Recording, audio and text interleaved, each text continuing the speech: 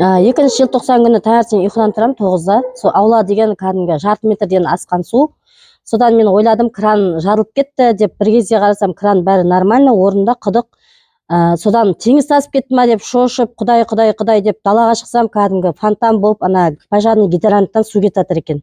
Айдың күннің аманында деген, мысалы, жаздың күні обычно жаңағы жаңбыр болғанда болады ғой мынандай су деген.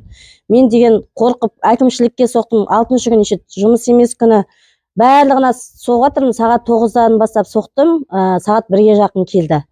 Содан мен 4 баламды алдым да, туалет құлап кеткесін ойладым, үйде құлап кетер деп, балдарымды алып Маңғышлаққа кетіп қалдым. Енді 4 баламен қазір осы күнге дейін Маңғышлақта жүрмін. Балдарды таксимен жіберіп отырмын сабаққа, газ аймаққа соғам, әкімшілікке соғам, барлығы анаған соқ, мынаған соқсам, анаған соқ деп, әлі қосып бермей жатыр газымызды. Бізге мына газ трубамызды жөндеп, орнына қойып, отоплениемізді қосуға көмек сұраймын. Адам шығыны бола жаздады. Кәдімгі мен деген қорқып ойладым, ұйқылап кетсем енді бұл қалай болды деп та, уже деген ол менің қарағанда су деген вообще тіземнен асып тұр да. Жалаң аяқ 3 сағат жүрдім далада. Ауырдым, енді қайтем. Балдардың барлығын жалаң аяқ алып шықтым да, таксиге отырғызып алып кеттім. Олар да енді жақсы, Құдайға шүкір. Просто мына судан қорықтық та біз деген. Теңіз тасып кетті деп ойладым. Жиенбаева Баян Өтегеновна.